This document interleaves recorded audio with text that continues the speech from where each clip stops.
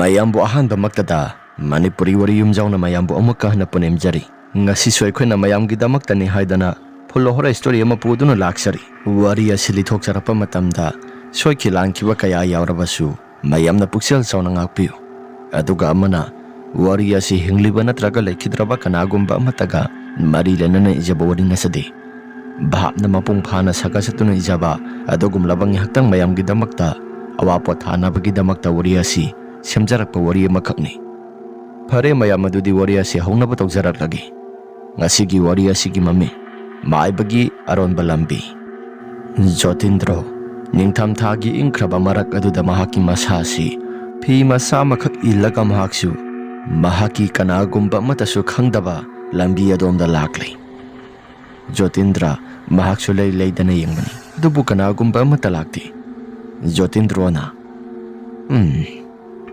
lambi asidi kanagumba matabudi lakte aibabu nongmadi soirosya sigi lambi asi khulaikai gi miyosingna khangnakrabadi aidi kaya mathong sarosya adubu khangnadriba matam oibanina aisu masigi lambi asi kanagumba matana su khangdanaba haidana sakhiba lambini khangsu khangdri khangiba aibabu aigi nupi ai khoyani khakta ngaire isa sing swa mapalamda laikhiba maramna karigumba matasu khangdi khangsu khanghalu aina khara masigi lambi asida lai khara sanajabasi laikai gi miyoina noma natraga nomadi makhoi mayam sing asigi marakta man he khangkiba matamda aidi kaya natai sarosya adubu phare kaya natai sadragasu adom khangdri phawbodi adom sanaraga loire hayeng kona khanglaklaba matamdana ngamna bu khumna ba haibaduni asi hairaga Jotindro mahaki makhuta paira iba thang mayam singado mahaksu purakli aron balambi asi kanagumba amatanasu sana balambi nati Jotindro mahak masa mathanda khakta sali mahaki nupi marakta mahaksu khara budi adumak sali adubu mahaki mapurabana tawriba thabak mayam singasi tasingna Jotindro gi nupi di yaningdabani lambi asi sumayamna sana dabanina aduki matig yamna songi Golgi miyam singna sanariba lambi asiga khara makhadi lapnai Jotindrona Golgi miyam singa sisu lambi asida hek sanadrabanina lambi asi songbana suloire masi samuktang haidoktragadi halgi matamna go silakpani sa sisu kaya mangam ipang khidreda asi hairaga mahakna haidoktana napi singado lakpa matamda kanagumba misak amana muksu mahaki tung thangba sarugadomda napi haidokpagumna makhol khara somuk tarakpani makhol singado tarakpa matamda Jotindrona aigi tung wairapna kanagumba amana napi haidokpagumna makhol khara taraibasina kari sibu karino asi hairaga Jotindro haipya laithoktuna yengluba matamda mahaki maning waida kanagumba musin muba miyoi amana mahaki tung hep nakal thangba sarugadomda mahaksu haibadi mitamado mahaksu napi singnang singado kanthok ibani yanthaklibani haidana mahaksu karigumba pusak ama pairaga sop launa yali madu uba matamda Jotindrona chalo nakhoi gi nathau watli nakhoi gi nathau yaramdai gi matamda aina nakhoi gi nathau pirakani hojikti ai gi tung inarakanu chalo asi haina laimudo Jotindrona tangkre asum hek tangkiba matamda Jotindro mahaki masasi lai khuramna ba haidana semba saba torakli ngasigi numisimadi lai gi sakthak piga doribani haidana Jotindrona su khalapani Jotindrona lai mayam singa sisu sakthak su tamdragadi asuk kuina makhoi ga iga loinarakpasi sakthak tamdi haidana mangda kaida laklaga makhoi sodoki matik yamna tawbani sakthak asi khara tamlaga su makhoi ga aiga lainariba mari asi tanahanba yaba nati aina marakta sananingba mongda kauningba mongda koreibasi makhoi gi mateng naisu ngasi phawuda aisu nungaina dumak lairibani kanagumba miyoi amada muksu lai gi tingi thau asi tawraga makok nga holaga ꯂꯥꯏꯒꯤ ꯇꯤꯡꯒꯤ ꯑꯃꯨꯛꯁꯨ ꯃꯀꯣꯛ ꯉꯥꯎꯍꯜꯂꯕ ꯃꯇꯨꯡ ꯃꯗꯨꯒꯤꯁꯨ ꯃꯊꯛꯇ ꯇꯤꯃꯨ ꯂꯩꯃꯨ ꯃꯌꯥꯝ ꯑꯃ ꯑꯣꯛꯅꯍꯜꯂꯒ ꯑꯩꯁꯤ ꯈꯨꯜ ꯂꯩꯀꯥꯏꯒꯤ ꯃꯤꯑꯣꯏꯁꯤꯡ ꯑꯋꯥꯐꯝꯗ ꯈꯔ ꯇꯥꯍꯜꯂꯒ ꯑꯩꯅ ꯑꯃꯨꯛ ꯂꯥꯏ ꯈꯣꯏꯔꯝꯕ ꯆꯠꯂꯤꯕꯅꯤ꯫ ꯑꯗꯨꯗꯒꯤ ꯐꯪꯂꯛꯄ ꯄꯩꯁꯥꯁꯤꯡ ꯑꯗꯨꯅ ꯑꯩꯁꯨ ꯉꯁꯤ ꯐꯥꯎꯕꯗ ꯑꯗꯨꯝ ꯆꯥ ꯊꯛꯄ ꯑꯗꯨꯒ ꯑꯩꯒꯤ ꯅꯨꯄꯤ ꯑꯉꯥꯡꯒꯤ ꯃꯐꯤ ꯃꯔꯣꯜ ꯂꯩꯕ ꯀꯩ ꯀꯔꯥ ꯁꯤꯖꯤꯟꯅꯔꯤꯕꯅꯤ꯫ ꯐꯔꯦ, ꯑꯩꯁꯨ ꯆꯥꯛꯊꯥꯛ ꯑꯁꯤ ꯇꯝꯂꯒꯦ꯫ ꯑꯁꯤ ꯍꯥꯏꯔꯒ ꯖꯣꯇꯤꯟꯗ꯭ꯔꯣ ꯃꯍꯥꯛꯁꯨ ꯂꯥꯏꯒꯤ ꯆꯥꯛꯊꯥꯛ ꯇꯝꯅꯕ ꯍꯥꯏꯗꯨꯅ ꯈꯨꯕꯥꯛ ꯑꯗꯨ 3ꯂꯛ ꯐꯨꯗꯣꯛꯂꯦ꯫ ꯑꯁꯨꯝꯅ ꯈꯨꯕꯥꯛ ꯑꯁꯤ ꯍꯦꯛ ꯐꯨꯗꯣꯛꯈꯤꯕ ꯃꯇꯝꯗ ꯇꯤꯃꯨ ꯂꯩꯃꯨ ꯃꯌꯥꯝ ꯑꯁꯤ ꯍꯦꯛꯇ ꯂꯥꯛꯄ ꯍꯧꯔꯛꯂꯦ꯫ ꯇꯤꯃꯨ ꯃꯌꯥꯝꯁꯤꯡ ꯑꯁꯤ ꯁꯞꯇ꯭ꯔ ꯇꯧꯔꯒ ꯌꯧꯌꯥ ꯍꯦꯛꯇ ꯂꯥꯡꯗꯅ ꯂꯥꯛꯄꯅꯤ꯫ ꯑꯁꯨꯝꯅ ꯇꯧꯔꯤꯕ ꯃꯑꯣꯡ ꯃꯇꯧꯁꯤꯡ ꯑꯁꯤꯗ ꯖꯣꯇꯤꯟꯗ꯭ꯔꯣ ꯃꯍꯥꯛꯀꯤ ꯃꯁꯥꯁꯤ ꯅꯍꯥꯟ ꯃꯈꯩꯒ ꯏꯃꯥꯟ ꯃꯥꯟꯅꯗꯦ꯫ ꯃꯍꯥꯛꯀꯤ ꯃꯁꯥꯁꯤꯡ ꯑꯁꯤꯗꯤ ꯆꯔꯥꯡꯅꯩ꯫ ꯖꯣꯇꯤꯟꯗ꯭ꯔꯣꯅ "ꯀꯩꯅꯣꯗ, ꯅꯍꯥꯟ ꯃꯈꯩꯗꯤ ꯏꯁꯥꯁꯤ ꯃꯔꯥ ꯇꯞꯅ ꯊꯕꯛ ꯑꯁꯤ ꯇꯧꯕꯅꯤ, ꯑꯗꯨꯕꯨ ꯉꯁꯤꯒꯤ ꯅꯨꯃꯤꯠꯁꯤꯃꯗꯤ ꯑꯩꯒꯤ ꯏꯁꯥꯁꯤ ꯆꯔꯥꯡꯅꯔꯤꯕꯁꯤꯅ ꯀꯔꯤꯒꯤꯅꯣ? ꯐꯔꯦ, ꯇꯤꯃꯨ ꯂꯩꯃꯨ ꯃꯌꯥꯝ ꯑꯁꯤ ꯆꯥꯛꯊꯥꯛ ꯑꯃꯨꯛꯇꯪ ꯇꯝꯕ ꯂꯣꯏꯁꯤꯜꯂꯕ ꯃꯇꯨꯡꯗ ꯑꯩꯁꯨ ꯀꯩꯅꯣ ꯈꯔ ꯇꯧꯔꯒ ꯏꯃꯨꯡꯗ ꯆꯪꯂꯒꯦ꯫ ꯐꯔꯦ." ꯑꯁꯨꯝꯅ ꯖꯣꯇꯤꯟꯗ꯭ꯔꯣ ꯃꯍꯥꯛꯁꯨ ꯃꯈꯨꯠꯇ ꯄꯥꯏꯗꯨꯅ ꯄꯨꯔꯛꯂꯤꯕ ꯃꯍꯥꯛꯀꯤ ꯂꯥꯏꯒꯤ ꯆꯥꯛꯊꯥꯛ ꯇꯝꯅꯕ ꯍꯥꯏꯗꯅ ꯄꯨꯔꯛꯏꯕ ꯃꯌꯥꯝꯁꯤꯡ ꯑꯗꯨꯁꯨ ꯃꯍꯥꯛꯁꯨ ꯂꯩꯕꯥꯛꯇ ꯊꯝꯂꯒ ꯀꯠꯂꯤ꯫ ꯖꯣꯇꯤꯟꯗ꯭ꯔꯣꯅ ꯑꯗꯨꯝꯅ ꯍꯦꯛ ꯊꯝꯕ ꯃꯇꯝꯗ ꯂꯥꯏ ꯃꯌꯥꯝꯁꯤꯡ ꯑꯗꯨꯁꯨ ꯂꯥꯏꯃꯨꯁꯤꯡ ꯑꯗꯨ ꯄꯥꯏꯁꯤꯟꯗꯅ ꯃꯆꯤꯟꯖꯥꯛ ꯆꯥꯕ ꯍꯧꯈ꯭ꯔꯦ꯫ ꯖꯣꯇꯤꯟꯗ꯭ꯔꯣꯅ "ꯍꯩ, ꯅꯍꯥꯟ ꯃꯈꯩꯒ ꯍꯟꯗꯛ ꯃꯔꯛꯇꯤ ꯏꯃꯥꯟ ꯃꯥꯟꯅꯗꯦ꯫ ꯅꯈꯣꯏꯅ ꯂꯥꯛꯄꯁꯤ ꯆꯍꯤ ꯑꯃꯒꯤ ꯃꯅꯨꯡꯗ ꯆꯥꯛꯊꯥꯛ ꯇꯝꯃꯤ ꯍꯥꯏꯗꯅ ꯅꯈꯣꯏꯅ ꯁꯥꯁꯤ ꯁꯥꯎꯅꯤꯡꯕ꯭ꯔꯥ?" ꯑꯁꯨꯝꯅ ꯍꯥꯏꯕ ꯃꯇꯝꯗ ꯇꯤꯃꯨ ꯂꯩꯃꯨ ꯃꯌꯥꯝꯁꯤꯡ ꯑꯗꯨꯒꯤ ꯃꯔꯛꯇ ꯇꯤꯃꯨ ꯂꯩꯃꯨ ꯑꯆꯧꯕ ꯑꯃ ꯌꯥꯎꯔꯤꯕꯗꯣ ꯃꯗꯨꯅ ꯑꯁꯨꯝꯅ ꯍꯥꯏꯔꯛꯈꯤ: "ꯑꯩꯈꯣꯏꯗꯤ ꯅꯪꯅ ꯆꯥꯛꯊꯥꯛ ꯇꯝꯕꯁꯤ ꯀꯨꯏꯅ ꯂꯩꯔꯒ ꯇꯝꯃꯤ ꯍꯥꯏꯗꯅ ꯂꯝꯕꯤꯗ ꯆꯠꯄ ꯃꯤꯑꯣꯏ ꯐꯥꯎꯕꯗ ꯇꯝꯅꯁꯤꯔꯥ ꯍꯥꯏꯗꯨꯅ ꯋꯥꯈꯜ ꯈꯜꯂꯕꯅꯤ꯫ ꯑꯗꯨꯒ ꯑꯃꯨꯛꯁꯨ ꯂꯝꯕꯤꯗ ꯆꯠꯂꯤꯕ ꯃꯤꯑꯣꯏꯁꯤꯡ ꯑꯁꯤ ꯃꯈꯅꯥꯎ ꯆꯔꯝ ꯑꯁꯤ ꯃꯦꯠꯊꯠꯂꯒ ꯍꯥꯠꯂꯒ ꯑꯩꯈꯣꯏꯒꯤ ꯆꯥꯛꯊꯥꯛ ꯑꯣꯏꯔꯁꯤꯔꯥ ꯍꯥꯏꯗꯨꯅ ꯋꯥꯈꯜꯗꯁꯨ ꯈꯜꯂꯕꯅꯤ꯫ ꯑꯗꯨꯅ ꯅꯪꯅ ꯀꯔꯤꯒꯨꯝꯕ ꯆꯥꯛꯊꯥꯛ ꯑꯁꯤ ꯇꯣꯏꯅ ꯄꯤꯖꯗꯕ ꯇꯥꯔꯒꯗꯤ ꯂꯝꯕꯤꯗ ꯆꯠꯂꯤꯕ ꯃꯤꯑꯣꯏꯁꯤꯡ ꯑꯁꯤ ꯅꯣꯡꯃ ꯅꯠꯇ꯭ꯔꯒ ꯅꯣꯡꯃꯗꯤ ꯑꯩꯈꯣꯏꯁꯨ ꯍꯤꯡꯊꯠꯂꯒ ꯆꯥꯛꯊꯥꯛ ꯑꯣꯏꯅ ꯆꯥꯕ ꯁꯣꯏꯗ꯭ꯔꯕꯅꯤ." ꯋꯥꯐꯝ ꯑꯗꯨ ꯇꯥꯕ ꯃꯇꯝꯗ ꯖꯣꯇꯤꯟꯗ꯭ꯔꯣꯅ ꯁꯨꯝ ꯍꯥꯏꯔꯛꯏ: "ꯍꯩ, ꯑꯗꯨꯝꯅ ꯇꯧꯔꯕꯗꯤ ꯀꯗꯥꯏꯗꯒꯤ ꯌꯥꯒꯗꯒꯦ? ꯅꯈꯣꯏꯁꯨ ꯈꯖꯤꯛꯇꯪꯗꯤ ꯃꯤꯅꯨꯡꯁꯤ ꯄꯣꯛꯄꯗꯤ ꯌꯥꯕꯅꯤ." "ꯀꯔꯤꯒꯤ ꯃꯤꯅꯨꯡꯁꯤ? ꯑꯩꯈꯣꯏꯗ ꯃꯤꯅꯨꯡꯁꯤ ꯑꯃꯠꯇ ꯄꯣꯛꯇꯦ꯫ ꯋꯥꯈꯜꯂꯣꯟ ꯑꯁꯤꯁꯨ ꯅꯈꯣꯏ ꯇꯥꯏꯕꯪ ꯃꯤꯑꯣꯏꯕꯗꯒꯤ ꯌꯥꯝꯅ ꯇꯣꯞ-ꯇꯣꯞꯅ ꯑꯩꯈꯣꯏꯒ ꯌꯥꯝꯅ ꯃꯥꯟꯅꯗꯕꯅꯤ꯫ ꯑꯗꯨꯅ ꯑꯩꯈꯣꯏꯗ ꯃꯤꯅꯨꯡꯁꯤ ꯃꯆꯦꯠ ꯑꯃ ꯐꯥꯎꯕ ꯌꯥꯎꯗꯦ." ꯖꯣꯇꯤꯟꯗ꯭ꯔꯣꯅ "ꯌꯥꯔꯦ, ꯃꯤꯅꯨꯡꯁꯤꯗꯣ ꯀꯣꯟꯅ ꯄꯣꯛꯄꯤꯔꯣ. ꯍꯧꯖꯤꯛꯀꯤ ꯑꯣꯏꯅꯗꯤ ꯃꯤꯅꯨꯡꯁꯤ ꯄꯣꯛꯇ꯭ꯔꯒꯁꯨ ꯅꯣꯏꯅ ꯃꯤꯅꯨꯡꯁꯤ ꯄꯣꯛꯑꯣꯏꯅ ꯍꯥꯏꯖꯔꯕꯁꯨ ꯃꯇꯥꯡ ꯃꯇꯥꯡꯒꯤ ꯃꯤꯅꯨꯡꯁꯤ ꯄꯣꯛꯇꯕ ꯌꯥꯗꯕꯅꯤ. ꯆꯠꯂꯣ." ꯑꯁꯤ ꯍꯥꯏꯔꯒ ꯂꯥꯏꯒꯤ ꯆꯥꯛꯊꯥꯛ ꯇꯝꯕꯁꯤ ꯄꯤꯖꯕ ꯂꯣꯏꯁꯤꯜꯂꯕ ꯃꯇꯨꯡꯗ ꯖꯣꯇꯤꯟꯗ꯭ꯔꯣ ꯃꯍꯥꯛꯁꯨ ꯃꯌꯨꯝꯗ ꯆꯪꯂꯛꯏ꯫ ꯑꯁꯨꯝꯅ ꯖꯣꯇꯤꯟꯗ꯭ꯔꯣ ꯃꯍꯥꯛꯅ ꯆꯪꯕ ꯍꯧꯔꯛꯄ ꯃꯇꯝꯗ ꯃꯍꯥꯛꯀꯤ ꯇꯨꯡ ꯊꯪꯕ ꯁꯔꯨꯛ ꯑꯗꯣꯝꯗ ꯁꯣꯔꯣ ꯂꯥꯎꯔꯒ ꯑꯉꯥꯡ ꯃꯆꯥ ꯑꯃꯅ ꯀꯞꯄꯒꯤ ꯃꯈꯣꯜ ꯑꯃ ꯇꯥꯔꯛꯂꯤ꯫ ꯖꯣꯇꯤꯟꯗ꯭ꯔꯣꯅ ꯃꯈꯣꯜ ꯑꯗꯨ ꯍꯦꯛ ꯇꯥꯏ ꯍꯥꯏꯗꯅ ꯂꯩꯊꯣꯛꯇꯨꯅ ꯌꯦꯡꯂꯨꯕ ꯃꯇꯝꯗ ꯑꯉꯥꯡ ꯃꯆꯥ ꯑꯃꯅ "ꯑꯩꯒꯤ ꯆꯥꯛꯊꯥꯛꯇꯤ ꯋꯥꯠꯂꯤꯌꯦ, ꯑꯩꯒꯤ ꯆꯥꯛꯊꯥꯛ ꯋꯥꯠꯂꯤꯌꯦ." ꯑꯁꯨꯝꯅ ꯑꯉꯥꯡ ꯑꯗꯨꯅ ꯍꯥꯏꯔꯛꯄ ꯃꯇꯝꯗ ꯖꯣꯇꯤꯟꯗ꯭ꯔꯣꯅ "ꯍꯩ, ꯉꯁꯥꯏꯅ ꯂꯥꯛꯀꯦ ꯍꯥꯏꯗ꯭ꯔꯒ ꯆꯠꯂꯣ. ꯑꯩꯒꯤ ꯆꯥꯛꯊꯥꯛ ꯋꯥꯠꯂꯤ, ꯑꯩꯒꯤ ꯆꯥꯛꯊꯥꯛ ꯋꯥꯠꯂꯤ. ꯑꯩꯒꯤ ꯆꯥꯛꯊꯥꯛ ꯄꯤꯗ꯭ꯔꯤꯡꯈꯩ ꯑꯩ ꯍꯟꯕ ꯉꯝꯈꯤꯔꯣꯏ." ꯑꯁꯤ ꯍꯥꯏꯔꯒ ꯊꯋꯥꯏ ꯃꯆꯥꯗꯨꯅ ꯍꯥꯏꯔꯛꯄꯅꯤ꯫ ꯃꯗꯨꯗ ꯖꯣꯇꯤꯟꯗ꯭ꯔꯣꯅ "ꯉꯁꯤꯒꯤ ꯊꯋꯥꯏ ꯃꯆꯥ ꯑꯁꯤꯗꯤ, ꯍꯩ, ꯉꯁꯥꯏꯅ ꯇꯝꯃꯤꯉꯩ ꯃꯇꯝꯗ ꯆꯥꯛꯊꯥꯛ ꯄꯤꯔꯤꯉꯩ ꯃꯇꯝꯗ ꯂꯥꯛꯄ ꯌꯥꯗꯕ꯭ꯔꯥ? ꯌꯥꯍꯧ ꯊꯦꯡꯉꯗꯅ ꯑꯩꯒꯤ ꯆꯥꯛꯊꯥꯛꯇꯤ ꯃꯈꯣꯏꯅ ꯂꯣꯏꯅ ꯆꯥꯊꯣꯛꯈ꯭ꯔꯒ ꯑꯩꯒꯤ ꯆꯥꯛꯊꯥꯛ ꯄꯤꯗꯕ ꯌꯥꯔꯣꯏ." ꯑꯁꯨꯝꯅ ꯍꯦꯛ ꯍꯥꯏꯔꯛꯄ ꯃꯇꯝꯗ ꯖꯣꯇꯤꯟꯗ꯭ꯔꯣ "ꯍꯩ, ꯉꯁꯤꯒꯤꯗꯤ ꯅꯪꯒꯤ ꯆꯥꯛꯊꯥꯛ ꯂꯣꯏꯔꯦ. ꯀꯔꯤꯒꯨꯝꯕ ꯅꯪꯒꯤ ꯆꯥꯛꯊꯥꯛꯁꯦ ꯄꯤꯌꯣ ꯍꯥꯏꯔꯒꯅ ꯑꯩꯒꯤ ꯏꯁꯥꯒꯤ ꯏꯁꯦ ꯑꯣꯏꯅ ꯊꯛꯄ ꯇꯥꯕꯅꯤ." ꯑꯉꯥꯡ ꯃꯆꯥꯗꯨꯅ ꯑꯗꯨ ꯑꯣꯏꯔꯕꯁꯨ ꯌꯥꯏ ꯍꯥꯏꯗꯅ ꯍꯥꯏꯔꯛꯈꯤ꯫ ꯃꯗꯨꯗ ꯖꯣꯇꯤꯟꯗ꯭ꯔꯣꯅ "ꯑꯉꯥꯡ ꯃꯆꯥ ꯑꯃꯅ ꯑꯗꯨ ꯑꯣꯏꯔꯕꯁꯨ ꯌꯥꯏ ꯀꯥꯏꯅ ꯍꯥꯏꯖꯔꯤ. ꯍꯩ, ꯆꯠꯂꯣ." ꯑꯁꯤ ꯍꯥꯏꯅ ꯑꯉꯥꯡ ꯑꯗꯨ ꯇꯥꯜꯂꯤ, ꯑꯗꯨꯕꯨ ꯖꯣꯇꯤꯟꯗ꯭ꯔꯣꯅ ꯇꯥꯜꯂꯤꯕꯗꯣ ꯑꯉꯥꯡ ꯑꯗꯨ ꯆꯠꯂꯣ ꯍꯥꯏꯕ ꯌꯥꯗ꯭ꯔꯦ꯫ ꯖꯣꯇꯤꯟꯗ꯭ꯔꯣꯒꯤ ꯇꯨꯡ ꯑꯁꯨꯝ ꯏꯟꯅꯔꯛꯏ꯫ ꯃꯗꯨꯗ ꯖꯣꯇꯤꯟꯗ꯭ꯔꯣꯅ "ꯃꯁꯤꯒꯤ masigi mai kanba thawai masa si yaroidri masi aigi sada sieliba i asi khara khajik pithaga masi chalhandragadi yaroidri asi hairaga Jotindro mahakna ngasai pairakhiba thangado mahaki khudang da haipet masa makak singli Jotindro na singliba mahaki iedusu makhada pop launa tahali madugi iedu uba matamda thawai masado yamna yangna paisilaga Jotindro gi iduna tariba jagaduda lek tana du maksari yamna hauna Jotindro na tauri sing aigi si yamna kaksu pamna ga sari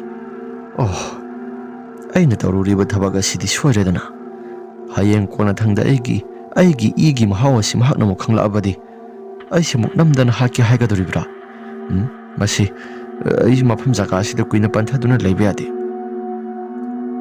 asi hairaga Jotindro mahaksu prap lakpani sumna hek lakpa matamda tungon thoktuna moksu yenglai thawai masado moksu iyado muk thakya haiduna muk lakpani Jotindro na ai i laitre chalo nangi na phamda gyan ta na potha jaru ro chalo sumna hek tanba matamda angang adu chu chalo haiba yadre adu ki matik ningai tawraga laikre Jotindro na ai chalo hairabadi kok chalo natrabadi mafamna sida lairiba thang asina hekta nangina sada langsilakpada mantra ma solaga langsilakpada nang awa phamda tarakloi hainangai laiti chalo ai thawai masa haningdi chalo sumna tankhiba matam maduda angang adusu swai lawn hekta mangkhri Jotindro mahakna hanmakhaiga tawdaba thawdo amang asigi numit asida thawai masa asida tawthokre Jotindro mahakna tawruriba thabak asi gyan menga amati hekta adi asuna sum sanglai Jotindro mahaki nupiga wari watai khara sanaduna lai mahaki nupina kaino laigi thogal tawgani haidana thokhiba daine hai laigi thogal tawbo thokpa nate chakthak pibu thokpani aduga kaigino wakhal nungaitana sanglai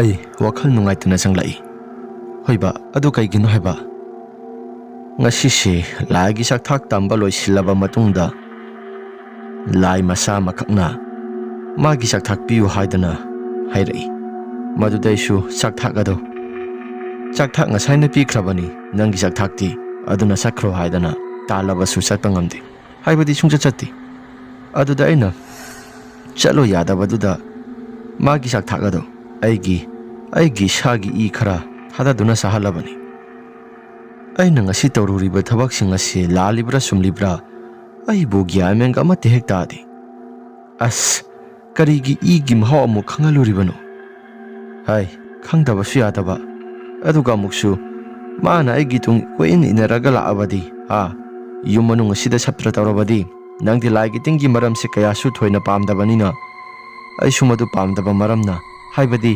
nanga nungaitabado ai pamde aduna laigi chakthagasi magi damaka tongana ada thadokuna thamamage haidana aisi thadokuna thamamabani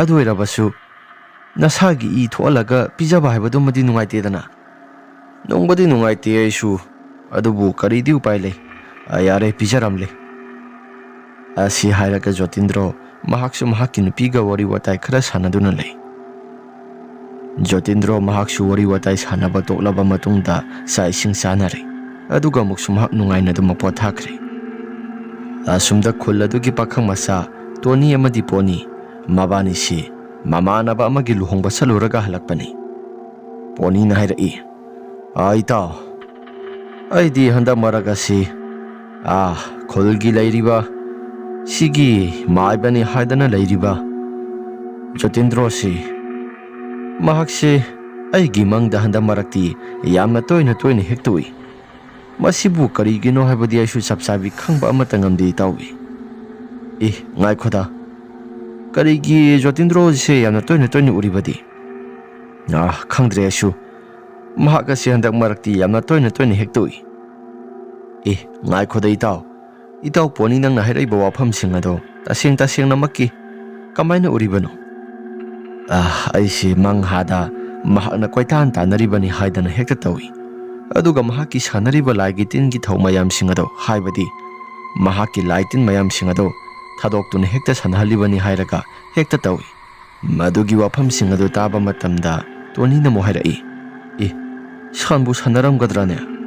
ꯑꯩꯗꯤ ꯊꯥꯖꯈꯤꯗ꯭ꯔꯦꯗ꯫ ꯂꯩꯀꯥꯏꯁꯤꯒꯤ ꯃꯤꯑꯣꯏꯁꯤꯡꯅꯁꯨ ꯃꯍꯥꯛ ꯑꯁꯤ ꯑꯐꯕ ꯊꯕꯛ ꯇꯧꯏ ꯍꯥꯏꯗꯅ ꯃꯌꯥꯝ ꯑꯁꯤ ꯉꯥꯡꯅꯔꯤꯕꯅꯤ꯫ ꯑꯗꯨꯕꯨ ꯅꯪꯒꯤ ꯃꯪꯗ ꯎꯔꯤꯕꯗꯨꯗꯤ ꯁꯦꯔꯥꯟ ꯇꯨꯔꯥꯟ ꯎꯕꯁꯨ ꯑꯣꯏꯔꯝꯕ ꯌꯥꯏꯗ ꯏꯇꯥꯎꯕꯤ꯫ ꯍꯣꯏ ꯑꯣꯏꯔꯝꯕꯁꯨ ꯌꯥꯏ, ꯑꯗꯨꯕꯨ ꯑꯩꯒꯤ ꯃꯪꯗ ꯎꯔꯤꯕꯗꯨꯗꯤ ꯇꯁꯦꯡꯅ ꯃꯍꯥꯛꯀꯤ ꯇꯣꯉꯥꯟꯕ ꯑꯔꯣꯟꯕ ꯂꯝꯕꯤ ꯑꯃ ꯂꯩ ꯍꯥꯏꯗꯅ ꯃꯍꯥꯛꯀꯤ ꯑꯔꯣꯟꯕ ꯂꯝꯕꯤ ꯑꯗꯨꯗ ꯆꯠꯇꯅ ꯂꯥꯏꯒꯤ ꯇꯤꯟꯒꯤ ꯊꯧ ꯑꯁꯤ ꯑꯗꯨꯛꯀꯤ ꯃꯇꯤꯛ ꯌꯥꯝꯅ ꯇꯧꯔꯝꯃꯤ꯫ ꯑꯗꯨꯕꯨ ꯏꯇꯥꯎꯕꯤ, ꯑꯩꯒꯤ ꯃꯪꯗ ꯎꯔꯛꯄ ꯊꯧꯗꯣꯛ ꯋꯥꯊꯣꯛ ꯑꯣꯏꯁꯅꯨ ꯑꯃ ꯑꯣꯏꯁꯅꯨ, ꯑꯩꯒꯤ ꯃꯪꯗ ꯎꯔꯛꯄꯁꯤ ꯃꯁꯤ ꯄꯥꯛꯅꯗꯤ ꯎꯒꯟꯗꯦ ꯍꯥꯏꯕꯕꯨ, ꯑꯗꯨꯕꯨ ꯃꯁꯤꯒꯤ ꯄꯥꯛ ꯎꯒꯟꯗꯕ ꯑꯁꯤ ꯎꯊꯣꯔꯛꯄ ꯃꯇꯝꯗ ꯃꯁꯤ ꯆꯨꯝꯕꯗꯤ ꯑꯗꯨꯃꯛ ꯌꯥꯎꯕꯅꯤꯀꯣ꯫ ꯍꯣꯏ ꯈꯪꯉꯦ ꯌꯥꯔꯦ꯫ ꯂꯝꯕꯤ ꯆꯠꯂꯤꯉꯩ ꯃꯇꯝꯗ ꯑꯗꯨꯒꯨꯝꯕ ꯋꯥꯔꯤ ꯋꯥꯇꯥꯏꯁꯤꯡ ꯑꯁꯤ ꯁꯥꯟꯅꯒꯨꯝꯁꯤ꯫ ꯑꯁꯤ ꯍꯥꯏꯔꯒ ꯄꯣꯅꯤ ꯑꯃꯗꯤ ꯇꯣꯅꯤ ꯃꯕꯥꯅꯤ ꯑꯗꯨꯃꯛ ꯂꯥꯛꯄꯅꯤ꯫ ꯃꯕꯥꯅꯤꯅ ꯂꯥꯛꯏꯕ ꯃꯐꯝ ꯖꯒꯥ ꯑꯁꯤꯁꯨ ꯂꯥꯏ ꯁꯥꯟꯅꯐꯝ ꯍꯥꯏꯕꯗꯤ ꯃꯥꯏꯕ ꯖꯣꯇꯤꯟꯗ꯭ꯔꯣꯒꯤ ꯂꯥꯏ ꯁꯥꯟꯅꯐꯝ ꯖꯒꯥ ꯑꯗꯣ ꯃꯗꯨꯒꯤ ꯍꯦꯛ ꯅꯥꯀꯜ ꯊꯪꯕ ꯁꯔꯨꯛ ꯑꯗꯣꯝꯗ ꯃꯌꯥꯝꯅ ꯆꯠꯅꯔꯤꯕ ꯂꯝꯕꯤ ꯑꯗꯣꯝꯗ ꯃꯕꯥꯅꯤꯁꯤ ꯋꯥꯔꯤ ꯋꯥꯇꯥꯏ ꯁꯥꯟꯅꯗꯨꯅ ꯂꯥꯛꯄꯅꯤ꯫ ꯃꯕꯥꯅꯤꯅ ꯑꯁꯨꯝ ꯋꯥꯔꯤ ꯋꯥꯇꯥꯏ ꯁꯥꯟꯅꯗꯅ ꯂꯥꯛꯄ ꯃꯇꯝꯗ ꯃꯈꯣꯏꯒꯤ ꯍꯦꯛ ꯅꯥꯀꯜ ꯊꯪꯕ ꯁꯔꯨꯛ ꯑꯗꯣꯝꯗ ꯀꯅꯥꯒꯨꯝꯕ ꯑꯃꯠꯇꯅꯁꯨ ꯈꯪꯅꯕ ꯂꯩꯇ꯭ꯔꯕ, ꯍꯥꯏꯕꯗꯤ ꯀꯅꯥꯒꯨꯝꯕ ꯑꯃꯠꯇꯅꯁꯨ ꯈꯪꯅꯗ꯭ꯔꯕ ꯂꯝꯕꯤ ꯑꯗꯣ, ꯖꯣꯇꯤꯟꯗ꯭ꯔꯣꯒꯤ ꯂꯥꯏ ꯁꯥꯟꯅꯐꯝꯒꯤ ꯂꯝꯕꯤ ꯑꯗꯣ, ꯃꯗꯨꯒꯤ ꯃꯄꯥꯗ ꯌꯧꯔꯛꯄꯗ ꯁꯣꯠ ꯇ꯭ꯔꯦꯛ ꯂꯥꯎꯔꯒ ꯀꯔꯤꯒꯨꯝꯕ ꯃꯈꯣꯜ ꯈꯔ ꯇꯥꯕ ꯍꯧꯔꯛꯂꯤ꯫ ꯃꯈꯣꯜꯁꯤꯡ ꯑꯗꯨ ꯇꯥꯕ ꯃꯇꯝꯗ ꯄꯣꯅꯤꯅ ꯍꯥꯏꯔꯛꯏ, ꯉꯥꯏꯈꯣ, ꯃꯈꯣꯜ ꯑꯃ ꯇꯥꯔꯛꯏꯕꯁꯤ ꯑꯃꯨꯛꯇꯪ ꯌꯦꯡꯈꯤꯁꯤ꯫ ꯇꯣꯅꯤꯅ, ꯀꯔꯤ ꯃꯈꯣꯜ ꯑꯃꯨꯛ ꯇꯥꯔꯒꯦ? ꯉꯥꯏꯈꯣ ꯏꯇꯥꯎꯕꯤ, ꯁꯤꯒꯤ ꯅꯥꯀꯜ ꯊꯪꯕ ꯁꯔꯨꯛ ꯑꯁꯣꯡꯕ ꯁꯔꯨꯛ ꯑꯁꯣꯝꯁꯤꯗ ꯁꯨꯔꯨ ꯅꯩꯔꯒ ꯀꯔꯤꯒꯨꯝꯕ ꯑꯃ ꯂꯩꯕꯒꯨꯝ ꯇꯧꯔꯤꯕꯁꯤ ꯅꯪꯕꯨ ꯎꯗꯕ꯭ꯔꯣ? ꯀꯥꯏꯗ? ꯌꯦꯡꯉꯨꯇꯣ, ꯁꯨꯔꯨ ꯅꯩꯔꯒ ꯆꯠꯂꯤꯕꯁꯤ ꯅꯪꯕꯨ ꯎꯗꯕ꯭ꯔꯣ? ꯀꯥꯏꯗꯒꯤꯅꯣꯗ, ꯑꯩꯗꯤ ꯑꯃꯠꯇ ꯎꯁꯨ ꯎꯗꯅ꯫ ꯑꯁꯤ ꯍꯥꯏꯔꯒ ꯇꯣꯅꯤ ꯑꯃꯗꯤ ꯄꯣꯅꯤ ꯑꯗꯨꯃꯛ ꯃꯨꯟꯅ ꯇꯥꯗꯨꯅ ꯂꯩꯔꯝꯃꯤ꯫ ꯉꯥꯏꯍꯥꯛꯇꯪ ꯂꯩꯔꯕ ꯃꯇꯨꯡꯗ ꯇꯣꯅꯤꯁꯨ ꯇꯥꯔꯛꯂꯤ꯫ ꯃꯈꯣꯏꯅ ꯆꯠꯂꯤꯕ ꯂꯝꯕꯤ ꯑꯁꯤꯒꯤ ꯅꯥꯀꯜ ꯊꯪꯕ ꯁꯔꯨꯛ ꯑꯗꯣꯝꯗ ꯁꯨꯔꯨ ꯅꯩꯔꯒ ꯑꯉꯥꯡ ꯑꯃꯅ ꯀꯞꯄꯒꯤ ꯈꯣꯟꯖꯦꯜ ꯑꯁꯤ ꯑꯗꯨꯛꯀꯤ ꯃꯇꯤꯛ ꯌꯥꯝꯅ ꯍꯧꯅ ꯇꯥꯕ ꯍꯧꯔꯛꯄꯅꯤ꯫ ꯄꯣꯅꯤꯅ, ꯇꯨ, ꯑꯉꯥꯡ ꯑꯃ ꯀꯞꯄꯤꯗꯨ꯫ ꯃꯗꯨꯗ ꯇꯣꯅꯤꯅ, ꯇꯥꯔꯦ, ꯉꯁꯥꯏ ꯃꯈꯩꯗꯤ ꯇꯥꯔꯝꯗꯕꯅꯤ, ꯑꯗꯨꯕꯨ ꯍꯧꯖꯤꯛꯇꯤ ꯇꯥꯔꯛꯏ꯫ ꯑꯁꯨꯝꯅ ꯍꯥꯏꯕ ꯃꯇꯝꯗ ꯇꯣꯅꯤꯅ, ꯏꯇꯥꯎꯕꯤ, ꯁꯤꯗꯤ ꯀꯩꯅꯣꯝ ꯏꯇꯧ ꯇꯧꯗ꯭ꯔꯣ? ꯌꯨꯝꯗ ꯍꯟꯅꯕ ꯇꯧꯔꯁꯤꯔꯥ? ꯉꯥꯏꯈꯣ, ꯁꯤꯒꯤꯁꯦ ꯃꯥꯏꯕ ꯖꯣꯇꯤꯟꯗ꯭ꯔꯣꯒꯤ ꯃꯍꯥꯛꯀꯤ ꯌꯨꯝ ꯃꯄꯥ ꯅꯠꯇ꯭ꯔꯥ? ꯃꯕꯥꯅꯤꯁꯤ ꯃꯨꯔꯨꯝ ꯁꯣꯟꯗꯨꯅ ꯋꯥꯔꯤ ꯋꯥꯇꯥꯏ ꯀꯌꯥ ꯃꯔꯨꯝ ꯑꯃ ꯁꯥꯟꯅꯩ꯫ ꯉꯥꯏꯍꯥꯛꯇꯪ ꯂꯩꯔꯕ ꯃꯇꯨꯡꯗ ꯄꯣꯅꯤꯅ ꯑꯁꯨꯝ ꯍꯥꯏꯔꯛꯏ, ꯏꯇꯥꯎꯕꯤ, ꯃꯥꯒꯤ ꯌꯨꯝ ꯃꯄꯥꯁꯨ ꯑꯣꯏꯔꯦ꯫ ꯑꯉꯥꯡ ꯀꯞꯄꯤꯕꯁꯤ ꯑꯃꯨꯛꯇꯪ ꯆꯪꯂꯒ ꯌꯦꯡꯉꯨꯁꯤꯔꯥ? ꯇꯁꯦꯡꯕꯗꯤ ꯄꯣꯅꯤ ꯑꯃꯗꯤ ꯇꯣꯅꯤ ꯌꯨꯒꯤ ꯅꯤꯁꯥꯁꯨ ꯈꯔ ꯉꯥꯎꯔꯤ ꯇꯧꯕꯒ ꯃꯕꯥꯅꯤꯁꯤ ꯑꯃꯨꯛꯇꯪ ꯆꯪꯂꯒ ꯌꯦꯡꯉꯨꯁꯤ, ꯀꯔꯤꯒꯨꯝꯕ ꯈꯨꯗꯣꯡꯊꯤꯕ ꯑꯉꯥꯡ ꯑꯃ ꯊꯣꯛꯂꯛꯂꯒ ꯂꯩꯔꯝꯂꯕꯗꯤ, ꯍꯥꯏꯕꯗꯤ ꯃꯐꯝ ꯑꯁꯤꯒꯤ ꯃꯣꯡꯁꯣꯡ ꯑꯁꯤꯗ ꯍꯨꯟꯗꯣꯛꯇꯨꯅ ꯊꯅꯝꯂꯕꯗꯤ ꯑꯉꯥꯡ ꯑꯁꯤ ꯃꯍꯥꯛꯀꯤ ꯊꯋꯥꯏ ꯃꯥꯡꯕ ꯇꯥꯔꯦ ꯍꯥꯏꯗꯅ ꯄꯣꯅꯤ ꯑꯃꯗꯤ ꯇꯣꯅꯤ ꯋꯥꯈꯜꯗ ꯐꯅ ꯈꯟꯗꯨꯅ ꯑꯉꯥꯡ ꯀꯞꯄꯒꯤ ꯃꯈꯣꯜ ꯑꯗꯣꯝꯗ ꯇꯥꯔꯛꯏꯕꯗꯣ ꯑꯗꯨꯝ ꯆꯪꯗꯅ ꯌꯦꯡꯕ ꯍꯧꯔꯛꯄꯅꯤ꯫ ꯑꯁꯨꯝꯅ ꯆꯪꯗꯨꯅ ꯌꯦꯡꯕ ꯍꯧꯔꯛꯂꯕ ꯃꯇꯝꯗ ꯄꯣꯅꯤꯅ ꯍꯥꯏꯔꯛꯏ, ꯏꯇꯥꯎꯕꯤ, ꯈꯨꯀꯞꯁꯦ ꯀꯩꯅꯣꯝ ꯏꯇꯧ ꯇꯧꯏꯗ꯫ ꯇꯣꯅꯤꯅ, ꯉꯥꯏꯈꯣ, ꯑꯉꯥꯡ ꯈꯨꯀꯞꯁꯦ ꯀꯩꯅꯣꯝꯃꯗꯤ ꯇꯧꯏ ꯍꯥꯏꯕꯕꯨ, ꯑꯗꯣ ꯑꯃꯨꯛꯇꯪ ꯆꯪꯂꯒ ꯌꯦꯡꯉꯨꯁꯤ꯫ ꯑꯁꯤ ꯍꯥꯏꯔꯒ ꯄ꯭ꯔꯞ ꯆꯪꯁꯤꯜꯂꯛꯄ ꯃꯇꯝꯗ ꯇꯁꯦꯡꯅ ꯍꯥꯏꯔꯕꯗ ꯂꯥꯏ ꯁꯥꯟꯅꯔꯤꯕ ꯖꯣꯇꯤꯟꯗ꯭ꯔꯣ ꯍꯣꯏꯒꯤ ꯃꯈꯣꯏꯒꯤ ꯌꯨꯝ ꯑꯗꯣ, ꯃꯈꯣꯏꯒꯤ ꯌꯨꯝ ꯑꯗꯨꯒꯤ ꯃꯃꯥꯡ ꯄꯥꯡꯅ ꯂꯩꯕ ꯂꯝꯕꯤꯅꯤ꯫ ꯃꯌꯥꯝꯅ ꯀꯅꯥꯒꯨꯝꯕ ꯑꯃꯠꯇꯁꯨ ꯈꯪꯅꯕ ꯅꯠꯇꯦ꯫ ꯑꯁꯨꯝꯅ ꯂꯝꯕꯤ ꯑꯗꯨꯗ ꯑꯅꯤꯗꯨ ꯄ꯭ꯔꯞ ꯆꯪꯂꯛꯄ ꯃꯇꯝꯗ ꯃꯈꯣꯜꯁꯤꯡ ꯑꯗꯨ ꯆꯞ ꯂꯦꯞꯈꯤ꯫ ꯉꯁꯥꯏ ꯃꯈꯩ ꯑꯉꯥꯡ ꯀꯞꯄꯝꯕꯒꯤ ꯃꯈꯣꯜꯁꯤꯡ ꯑꯗꯨꯁꯨ ꯆꯞ ꯂꯥꯎꯅ ꯍꯦꯛꯇ ꯂꯦꯞꯈꯤꯕꯗꯨꯗ ꯑꯅꯤꯁꯤ ꯉꯛꯄꯅꯁꯨ ꯈꯝ ꯊꯦꯡꯂꯦ꯫ ꯖꯣꯇꯤꯟꯗ꯭ꯔꯣꯒꯤ ꯂꯥꯏꯁꯤꯡ ꯑꯗꯨꯁꯨ ꯃꯊꯤ ꯑꯃꯠꯇ ꯐꯣꯡꯗ꯭ꯔꯕꯅꯤ꯫ ꯑꯉꯥꯡꯗꯨ ꯈꯛꯇꯅꯤ ꯀꯞꯄꯤꯕ꯫ ꯏꯇꯥꯎꯕꯤ, ꯍꯧꯖꯤꯛꯇ ꯑꯉꯥꯡ ꯀꯞꯄꯒꯤ ꯃꯈꯣꯜ ꯇꯥꯔꯝꯕꯁꯤꯡ ꯑꯗꯨꯁꯨ ꯆꯞ ꯍꯦꯛꯇ ꯂꯦꯞꯈ꯭ꯔꯦ꯫ ꯀꯃꯥꯏꯅ ꯇꯧꯁꯦ ꯍꯥꯏꯕꯅꯣ? ꯄꯣꯅꯤꯅ ꯍꯥꯏꯔꯛꯄꯅꯤ꯫ ꯇꯣꯅꯤꯅ, ꯉꯥꯏꯈꯣ, ꯑꯉꯥꯡꯁꯤꯡ ꯑꯁꯤ ꯍꯧꯖꯤꯛ ꯋꯥꯏꯗ ꯀꯞꯄꯝꯕ ꯑꯉꯥꯡ ꯑꯗꯣ ꯍꯥꯏꯐꯦꯠꯇꯪ ꯐꯪꯅꯕ ꯊꯤꯁꯤ ꯑꯁꯤ ꯍꯥꯏꯔꯒ ꯑꯅꯤ ꯑꯁꯤ ꯊꯤꯗꯨꯅ ꯑꯗꯨꯝ ꯂꯥꯛꯄ ꯃꯇꯝꯗ ꯃꯈꯣꯏꯒꯤ ꯃꯃꯥꯡ ꯊꯪꯕꯗ ꯂꯩꯔꯤꯕ ꯃꯣꯡꯁꯣꯡ ꯄꯥꯝꯕꯤ ꯑꯗꯣ ꯐꯦꯔꯦ ꯐꯦꯔꯦ ꯍꯥꯏꯗꯨꯅ ꯂꯦꯡꯕ ꯍꯧꯔꯛꯄꯅꯤ ꯃꯗꯨꯗ ꯄꯣꯅꯤ ꯃꯍꯥꯛꯀꯤ ꯃꯁꯥꯁꯤ ꯈꯔ ꯀꯤꯊꯤ ꯀꯤꯔꯨꯝ ꯇꯧꯕ ꯍꯧꯔꯛꯂꯤ ꯇꯣꯅꯤꯅ ꯁꯤꯅ ꯃꯇꯧ ꯀꯔꯝꯅ ꯍꯥꯏꯔꯛꯏꯕ ꯅꯪꯅꯒ ꯊꯦꯡꯂꯨꯕ꯭ꯔꯣ ꯀꯥꯏꯗꯒꯤꯅꯣꯗ ꯊꯦꯡꯗꯦ ꯑꯃꯠꯇ ꯐꯔꯦꯁꯤ ꯊꯥꯕꯜꯒꯤ ꯃꯉꯥꯜ ꯑꯁꯤꯅꯒ ꯑꯣꯟꯊꯣꯛꯅ ꯐꯖꯕꯅꯤ ꯌꯨꯝꯗ ꯑꯣꯏꯅ ꯍꯜꯂꯁꯤꯔꯥ ꯑꯉꯥꯡ ꯀꯞꯄꯒꯤ ꯈꯣꯟꯖꯦꯜ ꯑꯗꯨꯁꯨ ꯑꯃꯠꯇ ꯇꯥꯈꯤꯗ꯭ꯔꯦ ꯑꯁꯤ ꯍꯥꯏꯅꯗꯨꯅ ꯑꯅꯤꯁꯤ ꯂꯩꯔꯤꯉꯩ ꯃꯇꯝꯗ ꯄꯣꯅꯤꯒꯤ ꯅꯥꯀꯣꯡꯗ ꯀꯅꯥꯒꯨꯝꯕ ꯃꯤꯁꯛ ꯑꯃꯅ ꯃꯐꯝ ꯖꯒꯥ ꯑꯁꯤꯗꯒꯤ ꯈꯔ ꯊꯨꯅ ꯆꯠꯍꯧꯔꯣ ꯍꯥꯏꯗꯨꯅ ꯃꯨꯔꯨꯝ ꯃꯨꯔꯨꯝ ꯁꯣꯟꯕꯒꯨꯝꯕ ꯈꯣꯟꯖꯦꯜ ꯈꯔꯁꯨ ꯇꯥꯕ ꯍꯧꯔꯛꯄꯅꯤ ꯃꯗꯨꯒꯤ ꯇꯥꯟꯖꯥꯗꯨꯗ ꯄꯣꯅꯤꯅ ꯇꯨꯡ ꯂꯩꯊꯣꯛꯇꯨꯅ ꯍꯦꯛ ꯌꯦꯡꯂꯨꯕ ꯃꯇꯝꯗ ꯀꯅꯥꯒꯨꯝꯕ ꯑꯃꯠꯇꯁꯨ ꯂꯩꯔꯝꯗꯦ ꯄꯣꯅꯤ ꯃꯍꯥꯛꯀꯤ ꯃꯁꯥꯁꯤ ꯀꯤꯕꯅꯁꯨ ꯊꯛ ꯊꯛ ꯅꯤꯛꯂꯤ ꯅꯤꯡꯊꯝꯊꯥꯒꯤ ꯃꯇꯝꯅꯒ ꯑꯣꯏꯁꯤꯜꯂꯤ ꯄꯣꯅꯤꯅ ꯏꯇꯥꯎꯕꯤ ꯍꯜꯂꯁꯤꯔꯥ ꯇꯣꯅꯤꯅ ꯉꯥꯏꯈꯣꯗ ꯉꯥꯏꯍꯥꯛꯇꯪꯗꯤ ꯉꯥꯏꯈꯣ ꯑꯩ ꯉꯥꯏꯕ ꯉꯝꯃꯔꯣꯏ ꯂꯥꯛ ꯈꯔ ꯊꯨꯅ ꯆꯠꯁꯤ ꯑꯁꯤ ꯍꯥꯏꯔꯒ ꯄꯣꯅꯤꯅ ꯇꯣꯅꯤꯒꯤ ꯃꯍꯥꯛꯀꯤ ꯃꯈꯨꯠ ꯑꯗꯨ ꯇꯥꯞ ꯂꯥꯎꯅ ꯄꯥꯏꯔꯒ ꯁꯣꯔꯣ ꯆꯤꯡꯕ ꯃꯇꯝꯗ ꯄꯣꯅꯤ ꯃꯍꯥꯛꯅ ꯄꯥꯏꯔꯛꯏꯕ ꯈꯨꯠꯇꯨ ꯀꯅꯥꯒꯤ ꯈꯨꯠꯅꯣ ꯍꯥꯏꯗꯨꯅ ꯍꯟꯅ ꯐꯥꯎꯕ ꯌꯦꯡꯕ ꯅꯠꯇꯦ ꯑꯁꯨꯝꯅ ꯄꯣꯅꯤꯅ ꯄꯥꯏꯔꯒ ꯁꯣꯔꯣ ꯆꯤꯡꯕ ꯃꯇꯝꯗ ꯇꯣꯅꯤꯅ ꯈꯔ ꯂꯥꯞꯇꯛꯅ ꯅꯪ ꯆꯠꯂꯕ꯭ꯔꯣ ꯑꯁꯤ ꯍꯥꯏꯅ ꯍꯪꯂꯛꯄ ꯃꯇꯝꯗ ꯄꯣꯅꯤ ꯃꯍꯥꯛꯀꯤ ꯃꯁꯥꯁꯤ ꯁ꯭ꯋꯥꯏ ꯂꯥꯎꯈ꯭ꯔꯦ ꯃꯍꯥꯛꯀꯤ ꯃꯈꯨꯠꯇ ꯄꯥꯏꯔꯤꯕ ꯈꯨꯠ ꯑꯁꯤꯅ ꯀꯅꯥꯒꯤ ꯈꯨꯠꯅꯣ ꯍꯥꯏꯔꯒ ꯄꯣꯅꯤ ꯃꯍꯥꯛꯀꯤ ꯃꯁꯥꯁꯤ ꯑꯀꯤꯕꯅ ꯊꯨꯝꯃꯠꯈ꯭ꯔꯦ ꯃꯍꯥꯛꯁꯨ ꯀꯤꯅ ꯂꯩꯊꯣꯛꯇꯨꯅ ꯌꯦꯡꯂꯛꯏ ꯃꯍꯥꯛꯅ ꯄꯥꯏꯔꯛꯏꯕ ꯈꯨꯠꯁꯦ ꯀꯅꯥꯒꯤ ꯈꯨꯠꯅꯣ ꯍꯥꯏꯗꯅ ꯌꯦꯡꯂꯛꯄ ꯃꯇꯝ ꯑꯗꯨꯗ ꯆꯣꯠ ꯂꯥꯎꯔꯕ ꯑꯉꯥꯡ ꯑꯃꯒꯤ ꯃꯈꯨꯠ ꯑꯣꯏꯗꯨꯅ ꯂꯩꯔꯝꯃꯤ ꯃꯈꯨꯠ ꯑꯁꯤꯁꯨ ꯆꯣꯠ ꯂꯥꯎꯔꯒ ꯂꯩꯔꯝꯕꯗꯨꯗ ꯄꯣꯅꯤ ꯃꯍꯥꯛꯀꯤ ꯃꯁꯥꯁꯤ ꯈꯪꯄ꯭ꯔꯦꯛ ꯈꯪꯉꯤ ꯄꯣꯅꯤꯅ ꯃꯍꯥꯛꯀꯤ ꯃꯁꯥꯁꯤ ꯀꯤꯕꯒ ꯂꯣꯏꯅꯅ ꯈꯪꯂꯥꯎ ꯂꯥꯎꯔꯒ ꯆꯦꯟꯈꯤ ꯃꯍꯥꯛꯀꯤ ꯃꯇꯨꯡ ꯏꯟꯅꯔꯒ ꯑꯃꯨꯛꯁꯨ ꯇꯣꯅꯤ ꯄ꯭ꯔꯞ ꯇꯥꯟꯅꯔꯛꯄꯅꯤ ꯄꯣꯅꯤꯒꯤ ꯃꯇꯧ ꯑꯗꯨꯗ ꯃꯍꯥꯛꯀꯤ ꯃꯁꯥꯁꯤ ꯄꯥꯈꯠꯄ ꯀꯔꯤꯒꯨꯝꯕ ꯈꯔꯗꯤ ꯐꯥꯎꯔꯤ ꯑꯁꯣꯝꯗꯅ ꯖꯣꯇꯤꯟꯗ꯭ꯔꯣ ꯇꯨꯝꯃꯒꯦ ꯍꯥꯏꯗꯨꯅ ꯍꯤꯞꯊꯔꯛꯄ ꯃꯇꯝꯅꯤ ꯀꯅꯥꯒꯨꯝꯕ ꯃꯤꯑꯣꯏ ꯈꯔꯒꯤ ꯂꯥꯎ ꯈꯣꯡꯕꯒꯤ ꯃꯈꯣꯜ ꯈꯔꯁꯨ ꯇꯥꯈꯤ ꯍꯥꯏꯗꯅ ꯖꯣꯇꯤꯟꯗ꯭ꯔꯣ ꯃꯍꯥꯛꯀꯤ ꯃꯁꯥꯁꯤ ꯃꯄꯥꯜꯗ ꯊꯣꯛꯂꯛꯄꯅꯤ ꯃꯄꯥꯜꯗ ꯊꯣꯛꯂꯛꯄ ꯃꯇꯝꯗ ꯀꯅꯥꯒꯨꯝꯕ ꯑꯃꯠꯇ ꯍꯦꯛ ꯂꯩꯔꯝꯗ꯭ꯔꯦ ꯑꯅꯤꯗꯨꯁꯨ ꯃꯥꯏꯀꯩ ꯁꯥꯂꯥꯏ ꯈꯪꯗꯅ ꯑꯗꯨꯃꯛ ꯆꯦꯟꯈ꯭ꯔꯕꯅꯤ ꯑꯁꯨꯝꯅ ꯖꯣꯇꯤꯟꯗ꯭ꯔꯣ ꯃꯄꯥꯜꯗ ꯊꯣꯛꯂꯛꯄ ꯃꯇꯝꯗ ꯃꯍꯥꯛꯅ ꯁꯨꯝꯅ ꯈꯜꯂꯤ ꯀꯅꯥꯅꯣꯗ ꯍꯧꯖꯤꯛ ꯉꯥꯏꯍꯥꯛꯇꯪꯒꯤ ꯃꯃꯥꯡꯗ ꯌꯥꯝꯅ ꯀꯟꯅ ꯂꯥꯎꯗꯅ ꯆꯦꯟꯈꯤꯕꯗꯨꯕꯨ ꯍꯨꯔꯥꯟꯕꯒ ꯑꯃꯨꯛ ꯆꯪꯂꯕ ꯖꯥꯠꯂꯥ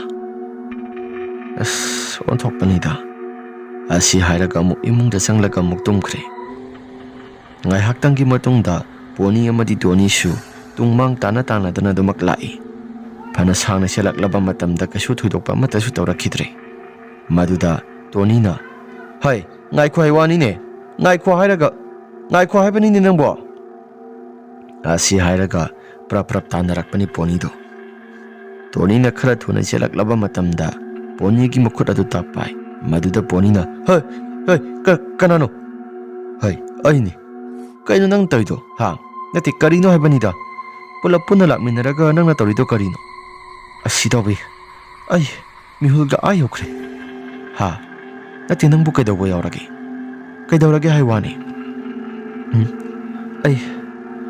ꯑꯩꯗꯤ ꯅꯍꯥꯟ ꯃꯈꯩ ꯈꯪꯕꯨ ꯈꯪꯗꯦ ꯅꯪꯁꯨ ꯈꯪꯂꯝꯂꯣꯏ ꯉꯁꯥꯏ ꯏꯕꯥꯅꯤꯅ ꯆꯪꯉꯨꯔꯤꯕ ꯂꯝꯕꯤ ꯑꯗꯣ ꯅꯍꯥꯟ ꯃꯈꯩ ꯂꯩ ꯍꯥꯏꯕ ꯈꯪꯗꯕ ꯂꯝꯕꯤꯅꯤ ꯑꯗꯨꯁꯨ ꯑꯩꯈꯣꯏꯅ ꯆꯠꯅꯔꯤꯕ ꯂꯝꯕꯤ ꯑꯁꯤꯒꯤ ꯍꯦꯛ ꯅꯥꯀꯜ ꯊꯪꯕ ꯁꯔꯨꯛ ꯑꯗꯣꯝꯗ ꯑꯗꯨꯒ ꯂꯩꯔꯤꯕ ꯂꯝꯕꯤ ꯑꯗꯨꯒꯤ ꯍꯤꯡꯈꯣꯜ ꯃꯅꯨꯡ ꯑꯁꯤꯅ ꯃꯥꯏꯕ ꯖꯣꯇꯤꯟꯗ꯭ꯔꯣꯒꯤ ꯑꯗꯨꯒ ꯀꯩꯒꯤꯅꯣ ꯅꯪꯅ ꯑꯗꯨꯛ ꯌꯥꯝꯅ ꯀꯤꯅ ꯆꯦꯟꯈꯤꯕꯗꯨꯅ ꯏꯇꯥꯎ ꯅꯪ ꯑꯩꯅ ꯇꯝꯃꯤꯕ ꯄꯥꯎ ꯑꯁꯤ ꯅꯪ ꯚꯥꯞ ꯇꯥꯕ ꯉꯝꯗꯕ꯭ꯔꯥ ꯉꯝꯗꯦ ꯑꯩ ꯇꯁꯦꯡꯅ ꯉꯝꯗꯦ ꯁꯦ ꯑꯩ ꯋꯥ ꯍꯥꯏꯒꯦ ꯉꯁꯥꯏꯒꯤ ꯏꯕꯥꯅꯤꯅ ꯆꯪꯉꯨꯔꯤꯕ ꯂꯝꯕꯤ ꯑꯗꯣ ꯃꯗꯨꯒꯤ ꯃꯐꯝ ꯖꯒꯥꯗꯨ ꯇꯁꯦꯡꯅ ꯍꯥꯏꯔꯕꯗ ꯂꯥꯏꯒꯤ ꯇꯤꯟꯒꯤ ꯁꯥꯟꯅꯐꯝ ꯖꯒꯥ ꯅꯠꯇ꯭ꯔꯒꯅ ꯂꯥꯏ ꯇꯤꯟ ꯊꯣꯛꯐꯝ ꯖꯒꯥ ꯑꯣꯏꯔꯝꯕꯁꯨ ꯌꯥꯏ ꯇꯁꯦꯡꯅ ꯑꯩꯈꯣꯏ ꯂꯩꯀꯥꯏ ꯃꯆꯥ ꯑꯣꯏꯖꯔꯕꯁꯨ ꯃꯗꯨꯒꯤ ꯂꯝꯕꯤꯗꯨꯃꯗꯤ ꯑꯩꯈꯣꯏ ꯄꯤꯛꯂꯤꯉꯩ ꯃꯇꯝꯗꯒꯤ ꯁꯨꯈꯪ ꯈꯪꯂꯛꯇꯦ ꯍꯣꯏꯅꯤ ꯅꯪꯁꯨ ꯈꯪꯂꯛꯇꯦ ꯑꯩꯁꯨ ꯈꯪꯂꯛꯇꯦ ꯑꯗꯣ ꯉꯁꯥꯏꯒꯤ ꯂꯝꯕꯤꯗꯨꯃꯗꯤ ꯑꯩꯅ ꯑꯗꯨꯛ ꯌꯥꯝꯅ ꯀꯟꯅ ꯂꯥꯎꯈꯤꯕꯗꯣ ꯑꯇꯩꯒꯤ ꯑꯃꯠꯇ ꯅꯠꯇꯦ ꯑꯩꯅ ꯅꯪꯁꯤ ꯅꯪꯒꯤ ꯈꯨꯗꯥꯡꯁꯤ ꯄꯥꯏꯔꯒ ꯆꯦꯜꯂꯛꯏꯕꯅꯤ ꯍꯥꯏꯗꯅ ꯑꯗꯨꯝ ꯆꯦꯜꯂꯛꯄꯗꯣ, ꯑꯗꯨꯒ ꯃꯃꯥꯡ ꯊꯪꯕ ꯁꯔꯨꯛ ꯑꯗꯣꯝꯗ ꯌꯥꯝ ꯅꯛꯀꯟꯅ ꯆꯦꯜꯂꯛꯑꯒ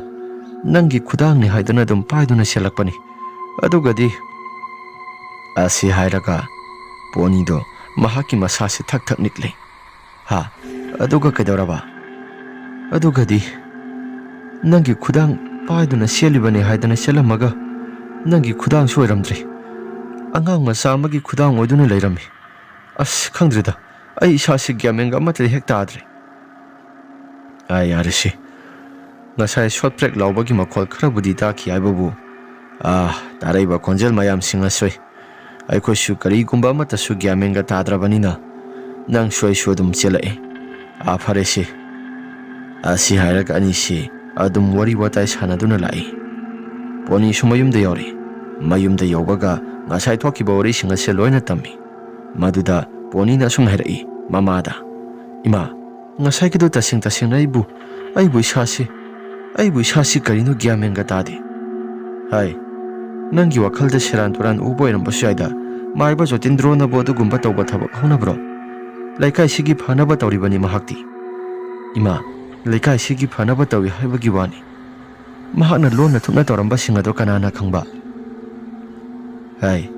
ꯂꯩꯀꯥꯏꯁꯤꯒꯤ ꯊꯧꯒꯥꯏ ꯄꯨꯔꯤꯕ ꯃꯥꯏꯕ ꯑꯃꯗ ꯑꯗꯨꯒꯨꯝꯕ ꯋꯥꯍꯩꯗꯣ ꯁꯤꯖꯤꯟꯅꯅꯨꯀꯣ ꯏꯕꯨꯡꯉꯣ꯫ ꯃꯥꯒꯤ ꯃꯤꯆꯪ ꯆꯪꯕ ꯃꯌꯥꯝ ꯑꯃ ꯂꯩꯔꯤꯕꯅꯤ꯫ ꯑꯁ ꯏꯃꯥ, ꯑꯩꯗꯤ ꯉꯁꯥꯏꯒꯤꯗꯣ ꯇꯁꯦꯡꯅ ꯑꯣꯟꯊꯣꯛꯅ ꯀꯤꯈ꯭ꯔꯦꯗ꯫ ꯅꯪꯅ ꯀꯤꯖꯔꯕꯁꯨ ꯂꯩꯔꯤꯕ ꯃꯤꯑꯣꯏꯁꯤꯡ ꯑꯁꯤꯅꯗꯤ ꯃꯥꯏꯕ ꯖꯣꯇꯤꯟꯗ꯭ꯔꯣ ꯑꯁꯤ ꯑꯐꯕ ꯂꯥꯏ ꯁꯥꯟꯅꯕ ꯃꯥꯏꯕꯅꯤ ꯍꯥꯏꯗꯨꯅ ꯑꯗꯨꯃꯛ ꯈꯟꯅꯔꯤꯕꯅꯤ꯫ ꯑꯗꯨꯅ ꯏꯕꯨꯡꯉꯣ, ꯑꯗꯨꯒꯨꯝꯕ ꯊꯕꯛ ꯑꯗꯣ ꯅꯪ ꯃꯌꯥꯝꯗ ꯀꯔꯤꯒꯨꯝꯕ ꯑꯃꯠꯇ ꯍꯥꯏꯒꯅꯨꯀꯣ꯫ ꯅꯃꯥꯟꯅꯕ ꯇꯣꯅꯤꯒ ꯄꯨꯂꯞ ꯈꯪꯃꯤꯟꯅꯕ ꯑꯃꯅꯤ꯫ ꯑꯁꯤ ꯍꯥꯏꯔꯒ ꯑꯗꯨꯃꯛ ꯂꯩꯔꯝꯃꯤ꯫ ꯅꯣꯡꯉꯥꯜꯂꯕ ꯃꯇꯨꯡꯗ ꯄꯣꯅꯤꯒꯤ ꯃꯍꯥꯛꯀꯤ ꯋꯥꯈꯜ ꯑꯁꯤ ꯀꯔꯤꯒꯨꯝꯕ ꯑꯃꯗꯤ ꯏꯇꯧ ꯇꯧꯔꯝꯃꯤ꯫ ꯍꯥꯏꯕꯗꯤ ꯉꯔꯥꯡ ꯃꯈꯣꯏꯅ ꯊꯦꯡꯅꯈꯤꯕ ꯃꯌꯥꯝꯁꯤꯡ ꯑꯗꯣ ꯑꯃꯨꯛꯇꯪ ꯅꯨꯡꯊꯤꯜꯒꯤ ꯃꯇꯝꯗ ꯆꯠꯂꯒ ꯌꯦꯡꯅꯤꯡꯕꯅꯤ꯫ ꯃꯍꯥꯛꯁꯨ ꯖꯣꯇꯤꯟꯗ꯭ꯔꯣꯒꯤ ꯃꯌꯨꯝꯗ ꯑꯃꯨꯛꯇꯪ ꯆꯪꯂꯒ ꯌꯦꯡꯒꯦ ꯍꯥꯏꯗꯅ ꯋꯥꯈꯜꯗꯁꯨ ꯈꯜꯂꯛꯏ꯫ ꯄꯣꯅꯤꯅ ꯑꯩꯕꯨ ꯀꯃꯥꯏꯅ ꯆꯪꯂꯒ ꯌꯦꯡꯁꯤ ꯍꯥꯏꯕ?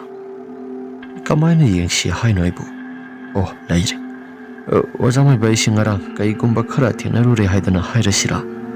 ꯅꯠꯇ꯭ꯔꯒꯅ ꯀꯔꯤ ꯍꯥꯏꯔꯁꯤꯒꯦ? ꯃꯥꯗꯤ ꯃꯥꯏꯕꯅꯤꯅ ꯀꯩꯀꯩ ꯍꯩꯕꯅꯤꯅ ꯑꯃꯨꯛ ꯃꯥꯒꯤ ꯃꯐꯝ ꯑꯁꯤꯗ ꯉꯔꯥꯡ ꯊꯦꯡꯅꯈꯤꯕꯅꯤ ꯈꯪꯉꯛꯇꯅ ꯑꯩꯁꯦ ꯑꯃꯨꯛ ꯍꯥꯠꯇꯣꯛꯑꯕꯗꯤ? ꯃꯗꯨꯁꯨ ꯈꯟꯗꯕ ꯌꯥꯕ ꯅꯠꯇꯦ, ꯈꯟꯗꯕ ꯌꯥꯗꯕꯅꯤ꯫ ꯐꯔꯦ, ꯑꯩꯁꯨ ꯑꯗꯨꯝ ꯂꯩꯔꯒꯦ, ꯂꯩꯕꯅ ꯐꯔꯦꯗ꯫ ꯑꯁꯤ ꯍꯥꯏꯔꯒ ꯄꯣꯅꯤ ꯃꯍꯥꯛꯀꯤ ꯋꯥꯈꯜꯗꯁꯨ ꯖꯥꯠ ꯌꯥꯝꯅ ꯈꯜꯂꯤ꯫ ꯑꯁꯨꯝ ꯇꯧꯗꯅ ꯅꯨꯃꯤꯗꯥꯡ ꯋꯥꯏꯔꯝꯒꯤ ꯃꯇꯝꯅꯤ꯫ ꯄꯣꯅꯤ ꯑꯃꯗꯤ ꯇꯣꯅꯤ ꯃꯕꯥꯅꯤ ꯉꯥꯏꯍꯥꯛꯇꯪ ꯋꯥꯀꯤꯡ ꯆꯠꯂꯨꯁꯤ ꯍꯥꯏꯗꯅ ꯃꯕꯥꯅꯤꯁꯨ ꯂꯥꯛꯄꯅꯤ꯫ ꯑꯁꯨꯝꯅ ꯄꯣꯅꯤ ꯑꯃꯗꯤ ꯇꯣꯅꯤꯅ ꯂꯥꯛꯄ ꯃꯇꯝꯗ ꯄꯣꯅꯤꯅ ꯑꯁꯨꯝ ꯍꯥꯏꯔꯛꯏ, ꯏꯇꯥꯎꯕꯤ, ꯉꯔꯥꯡꯒꯤ ꯊꯣꯛꯏꯕ ꯊꯧꯗꯣꯛ ꯃꯌꯥꯝꯁꯤꯡ ꯑꯗꯣ ꯑꯩꯗꯤ ꯏꯁꯥꯁꯤ ꯅꯤꯡꯁꯤꯡꯂꯨꯕ ꯃꯇꯝꯗ ꯏꯁꯥꯁꯤ ꯌꯥꯝꯅ ꯇꯜꯂꯤ꯫ ꯑꯗꯣ ꯍꯥꯏꯐꯦꯠꯇꯪ ꯑꯆꯨꯝꯕ ꯑꯁꯦꯡꯕꯗꯣ ꯈꯪꯂꯒ ꯉꯁꯤꯗꯤ ꯌꯨꯝꯗ ꯍꯟꯖꯤꯟꯁꯤꯔꯥ? ꯏꯇꯥꯎꯕꯤ, ꯉꯔꯥꯡꯒꯤ ꯊꯧꯗꯣꯛꯇꯣ ꯑꯩꯗꯤ ꯏꯁꯥꯁꯤ ꯇꯟꯗꯤ ꯌꯥꯝꯅ ꯇꯜꯂꯤ꯫ ꯍꯦꯔꯥ, ꯀꯔꯤꯒꯤ ꯇꯟꯒꯗꯧꯔꯤꯕꯅꯣ? ꯍꯥꯏꯐꯦꯠꯇꯪ ꯆꯪꯂꯒ ꯌꯦꯡꯁꯤ꯫ ꯑꯁꯤ ꯍꯥꯏꯔꯒ ꯇꯣꯅꯤ ꯑꯃꯗꯤ ꯄꯣꯅꯤ ꯋꯥꯔꯤ ꯋꯥꯇꯥꯏ ꯀꯌꯥꯃꯔꯨꯝ ꯑꯃ ꯁꯥꯟꯅꯔꯒ ꯂꯥꯛꯄꯅꯤ꯫ ꯑꯁꯨꯝ ꯇꯧꯗꯅ ꯋꯥꯀꯤꯡ ꯆꯠꯂꯨꯔꯒ ꯍꯟꯖꯤꯜꯂꯛꯄ ꯃꯇꯝꯗ ꯃꯈꯣꯏꯒꯤ ꯂꯩꯀꯥꯏꯒꯤ ꯖꯣꯇꯤꯟꯗ꯭ꯔꯣ ꯀꯧꯕ ꯃꯥꯏꯕꯗꯣ ꯃꯍꯥꯛꯀꯤ ꯌꯨꯝꯐꯝ ꯃꯄꯥꯗ ꯌꯧꯔꯦ꯫ ꯃꯥꯒꯤ ꯀꯣꯟꯊꯣꯡ ꯃꯄꯥꯗꯣ ꯍꯦꯛ ꯌꯧꯕ ꯃꯇꯝꯗ ꯄꯣꯅꯤꯅ ꯑꯁꯨꯝ ꯍꯥꯏꯔꯛꯏ, ꯉꯥꯏꯈꯣ, ꯉꯁꯤꯗꯤ ꯍꯥꯏꯐꯦꯠꯇꯪ ꯌꯦꯡꯁꯤ꯫ ꯑꯁꯤ ꯍꯥꯏꯔꯒ ꯌꯦꯡꯅꯕ ꯇꯧꯔꯝꯃꯤ꯫ ꯉꯥꯏꯍꯥꯛꯇꯪ ꯂꯩꯔꯕ ꯃꯇꯨꯡꯗ ꯂꯝꯕꯤ ꯑꯁꯤꯁꯨ ꯄꯨꯝꯃꯝ ꯍꯦꯛꯇ ꯃꯝꯁꯤꯜꯂꯛꯂꯦ꯫ ꯅꯤꯡꯊꯝ ꯊꯥꯒꯤ ꯃꯇꯝꯅꯒ ꯑꯣꯏꯕꯒ ꯑꯁꯨꯝꯅ ꯂꯩꯖꯉꯩ ꯃꯇꯝ ꯑꯗꯨꯗ ꯖꯣꯇꯤꯟꯗ꯭ꯔꯣ ꯃꯍꯥꯛꯁꯨ ꯄ꯭ꯔꯞ ꯊꯣꯛꯂꯛꯄꯅꯤ꯫ ꯄꯣꯅꯤꯅ, ꯊꯣꯛꯂꯛꯏꯗꯣ, ꯑꯥꯗ ꯊꯣꯛꯂꯛꯏꯁꯤ ꯃꯥꯝꯃ ꯖꯣꯇꯤꯟꯗ꯭ꯔꯣ ꯅꯠꯇ꯭ꯔꯣ? ꯑꯁꯨꯝꯅ ꯖꯣꯇꯤꯟꯗ꯭ꯔꯣꯁꯨ ꯃꯈꯨꯠꯇ ꯂꯥꯏꯒꯤ ꯇꯤꯟꯒꯤ ꯊꯕꯛ ꯇꯧꯅꯕ ꯍꯥꯏꯗꯅ ꯀꯩꯅꯣ ꯈꯔ ꯄꯨꯗꯨꯅ ꯂꯥꯛꯄꯅꯤ꯫ ꯖꯣꯇꯤꯟꯗ꯭ꯔꯣꯅ ꯂꯥꯏ ꯈꯣꯏꯔꯝꯕ ꯍꯧꯔꯛꯄ ꯃꯇꯝꯗ ꯃꯍꯥꯛꯀꯤ ꯃꯁꯥꯁꯤ, ꯍꯥꯏꯕꯗꯤ ꯀꯅꯥꯒꯨꯝꯕ ꯑꯃꯅ ꯌꯦꯡꯂꯦ ꯍꯥꯏꯕꯒꯤ ꯁꯃꯤꯜ ꯐꯪꯕ ꯍꯧꯔꯦ꯫ ꯄꯣꯅꯤ ꯑꯃꯗꯤ ꯇꯣꯅꯤ ꯃꯕꯥꯅꯤꯒꯤ ꯃꯁꯥ ꯑꯁꯤ ꯑꯗꯨꯝ ꯇꯨꯃꯤꯟꯅ ꯌꯦꯡꯗꯨꯅ ꯂꯩ꯫ ꯖꯣꯇꯤꯟꯗ꯭ꯔꯣꯅ ꯁꯨꯝ ꯂꯥꯏ ꯈꯣꯏꯔꯝꯂꯛꯄ ꯃꯇꯝ ꯑꯗꯨꯗ ꯐꯠ ꯂꯩꯊꯣꯔꯛꯂꯦ꯫ ꯑꯔꯣꯟꯕ ꯂꯝꯕꯤ ꯑꯁꯤꯒꯤ ꯍꯦꯛ ꯃꯇꯥꯏ ꯊꯪꯕ ꯁꯔꯨꯛ ꯑꯗꯣꯝꯒꯤ ꯃꯣꯡꯁꯣꯡ ꯊꯪꯕ ꯃꯥꯏꯀꯩ ꯑꯁꯣꯝꯗ Jotindrona kanagumba ama lumduna leire habasi mahak masana suri. Jotindrona, "Oi, kanano aduda lummaga leiribado ha? Thamoi sengna ai lummi haidana thoksaro natrabadi afaba ama toiroi." Asi hairaga Jotindrona mahaki masasi adum yamna kana laurami. Anisi adum tumina lei. Ngai haktang leiraba matungda mabani na lumliba mongsong adugi nakal adomda adamok suru naibagumna makhol kharasu tarakpani. Asumna heklai thoktuna yingloba matamda Jotindro mahaki masasi akiba phanglaba saktam amada waang chauraga mahaki masamasisu ifa pharaga leirami. Anido yamna kana lauraga sengki. Adubu numit taramdaigi matamni. Poni mahaki masasi apha punabagumna kanagumba misak amana tap launa pairakpani. Asumna pairakpaduda Tony di masasi adumak sengkre. Poni mahaki masasi su siembaga amatangamdre. Mahaki masasi Jotindro na thangna hanjan thinduna adumak hali. Jotindro gi mahaki masasi su lai phatabana sayo laktuna mahaki masasi su lai phatabana khudum janduna mahaki masasi gyamenga amate hek takidrabani. Asumna hanjan thangna thillaba matungda Poni khudak aduda hatokle. Chengkriba Tony aduna khullaika gi miyoi sing aduda Jotindro na Poni ado halaure. Poni halaure haidana Poni asi mayamna kannaba haidana prap laknabani. Laikai miyam hauraga Jotindro su adumak prap laklaba matungda imungda prap sensilai. Ngasai mana Poni hakiba sing ado mahaki nupida loina tammi. Maduda mahaki nupina as adudi yum se thadokuna salhaurasi. Yum se thadokuna khara thuna salhaurasi. Asi hairaga mahaksu prap yum asi thadokuna sakya haidana hek tawba matamda matai manawani se khulgi miyosina phajali. Aduga khulgi miyosina pharaba matamda Poni gi asi baksang adusu phangli. Jotindro sempham samata laitre. Khulgi miyosina muktangdi mahaksi gyan tanaba haidana mayam ase phuba seba tawbani. Aduga Poni asi thangna hanjan thinduna hatkibado mahakna su aina hatpanati tasenai gi sada lai phatta basang laga tawbani. Asi hairaga yamna thamoi sengna khumjai. Adubu upaya amata laitre. Mayam sing asina phuba seba tawba hemandana Jotindro mafam asida mahaksu siri. Mahaki lambi safam oiriba lai sanafam oiriba ronba lambi asi masida sida mahaksu poloirasi haidana poloiri. Asum tawdana mayum maikai sisu loina thukairi. Mahaki nupi asisu hatoklabani. Asum tawdana Jotindro mahaki haksang asi lambi adugi mataida poloikrabani. Lambi asisu nahan makhidi kanagumba amatasu khangnadabani adubu numit adudagi hauna laikagi miyosing asisu sabak pakhai mayam asi khangkrabani. Asum tawdana khullaikagi miyosing asisu lambi asi ngalingai matamda sathok khotokpa tawba adumak haunaraklabani. Haibadi nungthelwagi matamda lambi asi aduki matik yamna soklamba singado loina khullaikagi miyosingna kokthoklaga mafam jaga si khara lanthol ansin tawba horaklabani. Athu akaigi hairagadi bazar taba lambi ni. Hanadi masigi lambi asi kanagumba amatana su khangnaramdabani. Mongsong oina leirambaduda mayam singna su kaigumba amata khangdabani. Adubu handakti Jotindro amadi Poni gi misi asida masigi matang asida makhoi su khanglabani. Asum tawdana nongma numit ama lambi se khara sathok sasin tawraklaba matamni. Tharik tha amadi sanahal lambi asida lakpani. Mabani thabak saluraga halakpani. Tharik thana hai as onthona wakreda lambi asambasida oina sakrasi. Hai lambi asambasi maibasu poloi kiba jaga oisi laidi onthona taliko. As kasu tawrasi sida satragadi yum yoba matamda thengani. Ahoy chalasi. Asi hairaga adum lakli. Ngai haktang leiraba matungda makhoisu madugi mafam jagado adum laabani. Mafam jaga si sang bhaurapa matamda thariktha mahaki masadadi kaya hena thudona bukhandi tawbadabu mahaka lakminariba mahaki mapuroiba sanahaldo masadi khara khajiki ba phawi. Asum tawdana matai mana oni si wari watai sanadana lakpada tharikthana sumna herai. Kirabro idida isasi kainomi tawi khara thuna salasi. Asi hairaga matai mana oni si adum lakpani. Ngai haktang leiraba matungda mabani si maiba Jotindrona poloi khiba mafam jagado madugi mafam jagado yorakli. asumna hek yaurokpa matamda Sanahal mahaki masasi asaba nungsit amana humlakpani. Sanahal mahaki masasi tu chungkiba khanghaudi. Sanahalna ish kadomdagi humlakpa nungsit na onthokna isasi bang launa hekta sagalida. Asi hairaga Sanahal mahaki masasi adum chapa matamda mahaki nupido mawa mapkhol samata hekta khidri. Ngai haktangi mamangda wa mayam ama ngangkhibani. Asum tawdana Sanahalna tunglay thorakpa matamda mahaki nupido layramdre. Sanahalna hai thariktha asumna kaubadasu amata kumlakhidre. Sanahal laydana yengba matamda asumna mahaki nakal thangba sarugodomda kanagumba ama phamduna layribado mahaksu mayek sengna urakle. Asumna Sanahal mahaksu kanano haidana leptuna yengsinba matamda mahaksu mamit aduda tasengna kanagumba misak amagi saktamda uri. Asumna uba matam aduda Sanahal mahaki masasi mahaki nupido kadaytana sakrage haidana laydana yenglakpa matamda mahaki nupido uba phangkidrabani. Asumna ngihaktangi matungda mahaki lambigi het nakal thangba saruk adomda layramliba misak adu phukolakpada laikhidraba khullaika gi miyam Jotindro se hakibado madu khangning ningsinglakle. Jotindro gi mahaki saktam madusu karum tawraga maikhuwa wa karaga Sanahal gi mimang maktada lepaga layrambado madu uba matamda Sanahal lawai samsi chapchap ekta yongkhre. Sanahalna hai thariktha asi haina thariktha du yamna wana kauraba matungda thariktha mahaki masasi na hebagumna makhol kharasu tarakpani. Asumna layringai matam maduda thariktha gi khonjel tarakpa maike somda Sanahal na prap changsilaga yengluba matamda thariktha mahaki makhwang ado phoidatuna kanagumba misak amana sathoktuna layrami. Yengsiluba matamda Jotindro gi nupi gi thawai aduna mahaki thariktha gi makhwang ado phoidatuna saboirami. Tawriba singasi yengsiluba matamda Sanahal mahaki masa singakpana sukham thengle. Jotindro gi mahaki nupi adu gi thawai aduna phaktana saribado madu urakle. Asumna tawriba mayam singasi mahaksu yengluba matamda yamna kana laurami.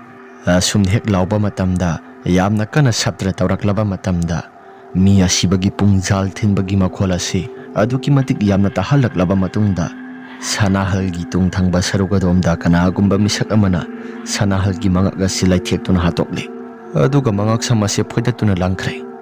Asumna mangak masaga tongan taraga Sanahal mafam jaga asida domak sire. Asumna hek siba matamda Sanahal amadi thariktha maibagi aronba lambi asida pulap siba matamda Jotindro matai manaw ani gi thawai duna asuki matik yamna harawi. Mathang khulgi miyosing asi sulawkhini haidana adumak mabani si wari watai sanadana nok tuna mabani gi thawai si aduki matik yamna makhelangami. Asumna no ngalaklaba matamda Sanahal gi asi bhaksang amadi thariktha gi asi bhaksang ado phangba matamda mayam asi yamna ngakle.